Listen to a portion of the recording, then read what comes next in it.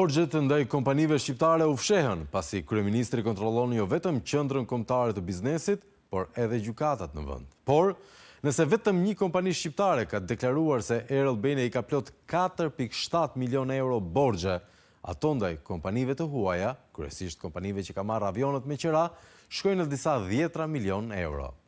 Në vijim, Plug do të zbardhë të dhëna ekskluzive, që tregojnë se Air Albania është sot në disa procese gjyqësore me kompani cilave u mori borxh Lasgushin, Migjenin, Ismailin apo edhe Naimin. Ndryshe nga rasti shqiptar ku qeveria i mbylli gojën me pahir kompanive vendase, në rastin e gjyqeve ndërkombëtare, qeveria po ndjek një strategji të re. Po paguan 10 miliona euro në heshtje, ndërsa jo zyrtarisht Air Albania është pa krah, nuk fluturon më.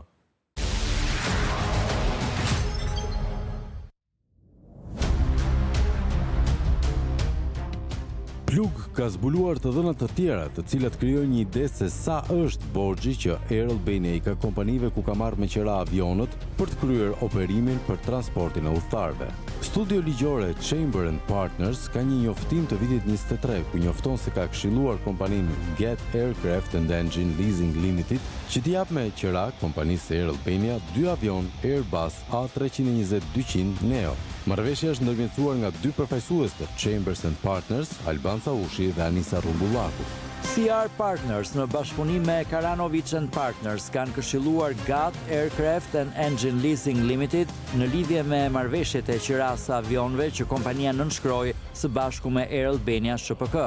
Antarët e ekipit ton, partnerët Alban Çaushi dhe Anisa Rumbullaku, ndihmuan qiradhënësin në shqyrtimin e CP-ve të marrëveshjeve të qiras dhe këshilluan mbi paraqitjen e nevojshme lokale që duhet bëhen në Shqipëri në lidhje me regjistrimin e avionëve dhe procesin e çregjistrimit të 2 avionëve Airbus A320-200.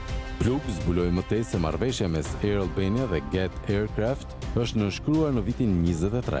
Sipas njoftimit të bërë nga vetë kompania me selinë në Irland, avionët Airbus janë dorëzuar që në 3 mujorin e parë të vitit 23, ndërsa kompania thekson se marrëveshja është bërë me Air Albania është për një periudhë afatgjatë.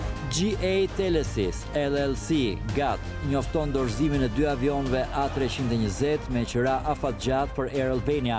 Avionët janë pjesë e flotës në pronësi të GA Telesis dhe ju dorëzuan Air Albania në 3 mujorin e parë të vitit. Në njoftimet publike nuk jepen të dhëna mbi kostot e marrëveshjes, pasi ato natyrshëm janë konfidenciale. Megjithatë, disa faqe të specializuara të udhëtimeve ajrore orientojnë Plug se kosto mujore për një avion të modelit Airbus A320 shkon deri në $400.000 në muaj. Sipas një websajti të specializuar, qiraja e një avioni Airbus A320 vlerësohej në vitin 2024 në $400.000 në muaj i marrë me qira.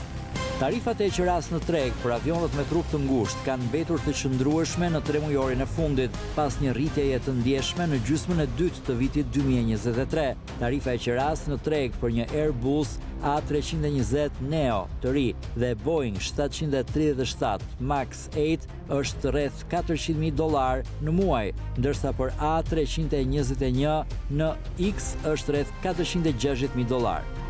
Duke ju referuar këtyre shifrave për vetëm një vit, qiraja e 2 avionëve Airbus që kompania Air Albania ka marrë te kompania GAT Aircraft ka kushtuar minimalisht 9.6 milion euro.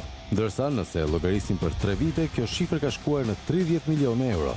Thënë më thjesht, për vetëm 2 avion të marrë me qira, Sinan Idrizi do duhet t'i paguante kompanisë irlandeze 30 milion euro për vitet në fjalë. Por, kompania shqiptare nuk i është përmbajtur marrëveshjes dhe për këtë arsye kontrata ka përfunduar në gjykat. Plug zbulon se kompania GAT Aircraft në datën 4 gusht 25 ka paditur në një gjykat arbitrazhi kompaninë Air Albania për shlyerjen e detyrimeve të qiras avionëve Airbus.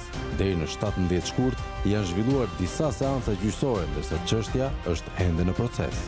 Lajmi i padis është bërë publik fillimisht nga CH Aviation, një portal zvicerian i specializuar në lajmet e fushës. Portali ka kontaktuar edhe palët për këtë zhvillim.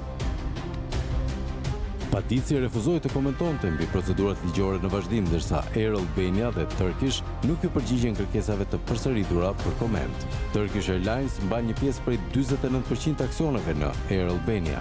Të dhënat e Flight Radar tregojnë se ZA ASM është parkuar në aeroportin e Stambollit që nga 6 gushti, pak pasi GAT ngriti padin.